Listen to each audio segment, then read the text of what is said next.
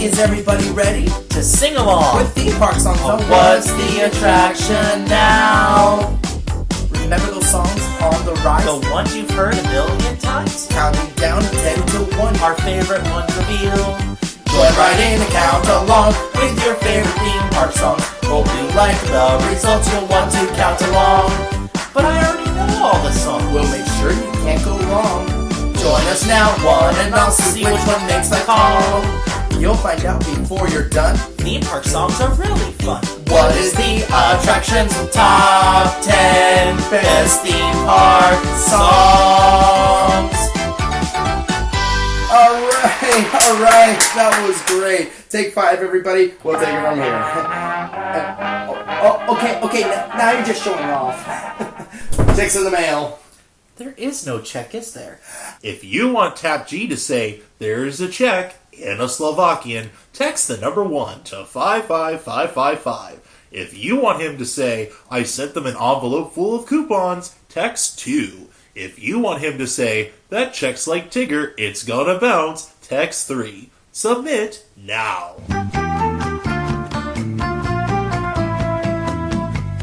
Thank you for voting. Seriously? No votes?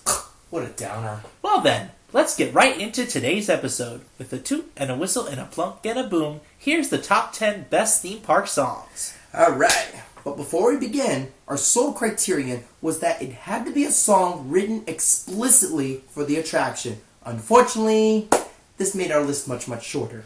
You won't find the E.T. score, the Star Wars music, or Splash Mountain's Zippity-Doo-Dah. These songs and score were written for the movies first and later applied to their attractions. That also pretty much guaranteed nothing but Disney songs would make it into the countdown. Neither Universal Studios or SeaWorld had any songs that were written solely for their attractions. And other times we found great songs that seemed original and unique to the attraction, but upon closer investigation, we found they actually were not. For example, we wanted that song from Epcot's American Adventure, Two Brothers, a wonderfully poignant ballad about two brothers in the Civil War, written by Irving Gordon and sung by Ali Olmo in 1951, 31 years before the park opened. So yeah, it wasn't written for the attraction. We had to drop it. And you Country Bear Jamboree fans, I'm sorry, but Blood on the Saddle was a song from 1960 sung by movie cowboy Tex Ritter. And Tex Ritter is the voice of Big Al. So, since the song wasn't written specifically for the Country Bear Jamboree, you won't see it in our countdown. Hey, I'm sorry, but... Ow! Who's throwing jars of honey? Show yourself! Let's get started right on it, shall we?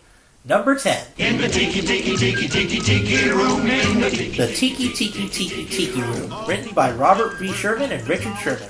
This dynamic duo is renowned by Disney fans as some of the best composers in the film industry, also having brought us the classic tunes from Mary Poppins, Winnie the Pooh, Chitty Chitty Bang Bang, and The Jungle Book. In 1963, the brothers tried their skilled hands at writing a song for Walt Disney's Enchanted Tiki Room. Because the show was unique and groundbreaking at the time, first-time visitors didn't know what to make of it. But this classic ditty put any confusion to rest. It was a place where all the birds sing words and the flowers croon. It's a fun song to say the least. It isn't deep or emotional, nor does it even say that much. It mostly explains what the birds do as they welcome you to their tropical paradise. And like most Sherman Brothers songs, it's nothing if not catchy as all get out.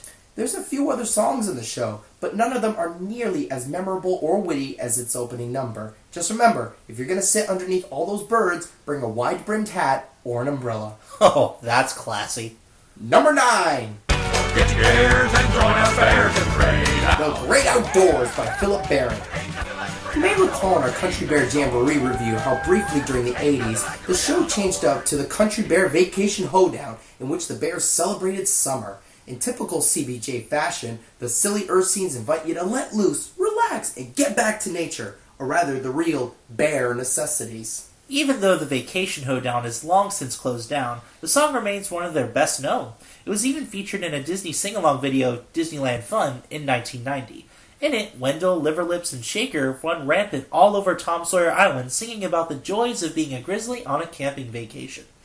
I guess a vacation to Walt Disney World doesn't quite do it for them. My favorite line is, if your mind's been hazy and you're feeling lazy and down on all fours, then join us bears and suck up some air in the great outdoors. How is it possible to not be charmed by such whimsical lyrics? Thankfully, it still plays on some of Disney's motor coaches once in a while. If you haven't heard it, check it out. It's bound to give you a chuckle or two. Number 8. Making memories, making memories. Making Memories by the Sherman Brothers. See? Told you they were good. Are you unfamiliar with this song too? This one is also on the old Disneyland Fun DVD and is on the Sherman Brothers Songbook CD. From 1982 to 1987, before Honey I Shrunk the Audience moved in next to Dreamfinder and Figment at Epcot, a 3D show called Magic Journeys fascinated guests with its surrealism and bizarre visuals. It moved to the Magic Kingdom, replacing the Mickey Mouse Revue. In 1994, it was replaced by Legend of the Lion King and Mickey's PhilharMagic in 2003. Before Magic Journeys began, it had a pre-show featuring this fun tune about photography and how we use it to make memories. It's playful and lighthearted, starting with 1920s nostalgia and moving on to how much fun it can be capturing your favorite moments in time with just the squeeze of a button. And where better to have such a song than one of the world's most photographed locations, Walt Disney World. Again, there's not much to the song in terms of content, but regardless, it's fun and kind of silly. Cameras, taking pictures, and securing those dear memories for years to come. It's definitely a great, simple song for the occasion of, what else, making memories. Number 7. Golden Dream by Randy Bright and Robert Moline. Now for this one, we researched and made sure this was a Disney song. And according to the Disney Parks official CD, 4 Parks, 1 World, this song is copyrighted by the Walt Disney Music Company in 1980. So there! Ow! Would you cool it with the stupid honey jars, Big Al? No blood on the saddle. End of story! Like Two Brothers, this one is also from Epcot's American Adventure Show. And like a lot of Americans, Tap G and I love this country. And this song perfectly encompasses a blend of pride, courage, innovation, and nobility that comes from the American spirit. My favorite part of the song is it also features some of the 20th century's most inspirational moments to embellish this pride. JFK's Ask Not What Your Country Can Do For You speech, Martin Luther King's I Have a Dream speech, and Neil Armstrong's first words as he landed on the moon. In the show, it even shows images of some of the greatest inventors, actors, athletes, and civil rights leaders who embody that same American spirit. By the way, next election, please vote for... Next one, number 6. When the crypt doors creak and the tombstones quake. Grim Grinning Ghost by Xavier Atencio and Buddy Baker. What's not to enjoy about this rousing, spirited number as you're surrounded by 999 playful haunts? In the ride, when your doom buggy slopes backward out the attic and into the graveyard, you join the festivities of all the haunts as they come out to socialize. This song eerily mixes Atencio's playful expert use of lyrics, the eerie lilting melody, and the mellow man's vibrant vocals. What results is a haunting song about how exuberant and joyous these ghosts are, and despite delighting and scaring you, there's no malice in what they do. It's a great song for Halloween, or for watching your favorite Disney attraction being horribly desecrated in a subpar Eddie Murphy comedy where... Dude, save it for the Haunted Mansion review. Besides, Waylon Jennings had to leave early for jury duty. Next one. Number 5. Yo ho, yo ho, a pirate's life. Yo Ho, A Pirate's Life for Me by Xavier Atencio and George Bruns. Before Atencio got into the grave diggery, he was writing for Pirate Skullduggery at Pirates of the Caribbean. He was even the voice of the skull that bade you good luck on your journey into the world of pillaging, plundering, rifling, and looting. Drink up, me hearties, yo ho. How can you not enjoy such a rousing drinking song about the joys and pleasures of being a pirate, complete with drinking, steal, and drink, kidnap, and drink? We're bad people, and we drink.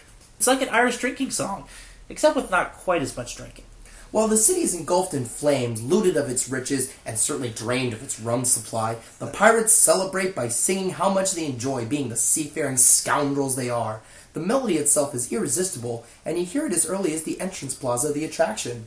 This song is so memorable and so intertwined with the ride and its story that when Pirates of the Caribbean, The Curse of the Black Pearl was released in 2003, audiences enjoyed all the subtle nods to the ride, including the song inserted in key moments. It remains one of Disney's best loved.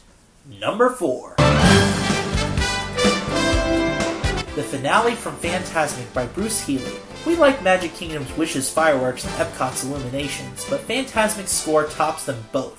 Wishes doesn't really get that emotionally striking, and while Illuminations is, the music isn't quite as memorable. Oh, come on! This is all opinion-based. Ow! Why can't you guys hit him? The guy only takes so much damage to the skull? Okay, let us explain.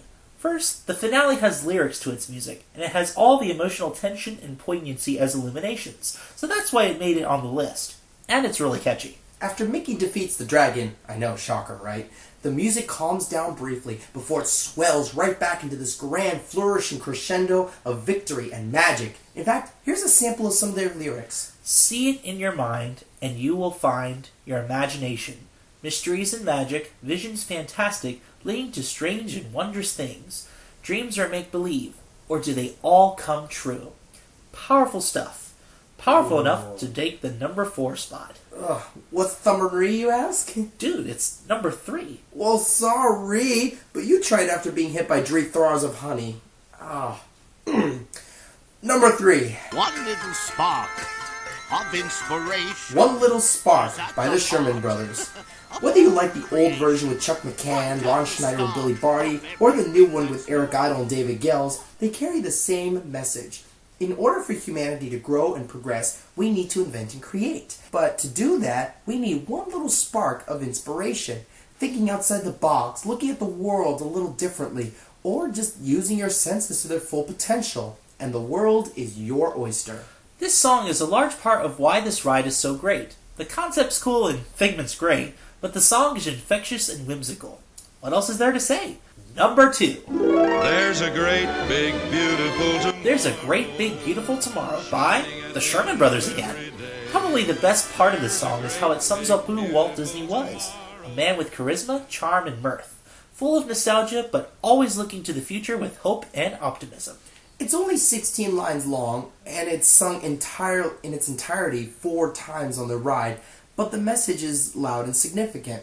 Dreams come true thanks to the innovation, creativity, and with a little know-how. Technology makes our lives easier and smoother, and as long as we can look to the future with optimism, we can continue to work together to make tomorrow a great place to be. And what's the number 1 song on our countdown? If you don't know by now, clearly you've been beaten with too many honey jars. And the number 1 best theme park song is... It's a small world after... It's a Small World After All by... Who else? The Sherman Brothers. Stop! Allow us to explain. Now, we didn't pick this song as number 1 because it's such a famously renowned song. And yes, we know almost everyone finds it painfully annoying. We chose it because its message is timeless and significant. Yes, the song does emphasize the importance of getting along and international peace. And yes, it's naive. But have you ever looked closely at the lyrics? A world of laughter, a world of tears, a world of hopes, and a world of fears. It acknowledges the problems of the world, and its purpose is to remind us that as culturally diverse as we are, we share a lot more in common than we realize. Is the song aggravatingly catchy? Absolutely. But there is a reason. Originally, Walt Disney wanted the children to sing all of their own national anthems. But they discovered having 50-plus kids in one room sing different songs wasn't very harmonious. So Walt commissioned the Sherman Brothers to write a new, universally sung song. It's a Small World can be sung in any language thanks to its simple structure and 2-part melody. In each room, the kids sing their own language, but all to the same melody, further emphasizing how alike we all really are. It's noted to be the most recorded and translated song in the world. And if nothing else, it's still a great song. It was originally written more as a slow ballad until Walt Disney asked the Sherman Brothers to pick up the tempo. And so, 50 years later, it remains one of Disney's best-known and best-loved songs. And that's why It's a Small World is the best theme park song. So now that we've made our case, can you see why It's a Small World made number 1? Can you forgive its irritating catchiness and just sing along? I'm Surfer Claw. Thanks for joining us, and thanks for listening to our podcast. I'm Server Clock, and he's, breathing, I think. And we're What's the Attraction, where our work is your vacation. And next time, folks, just stick to throwing tomatoes, will ya?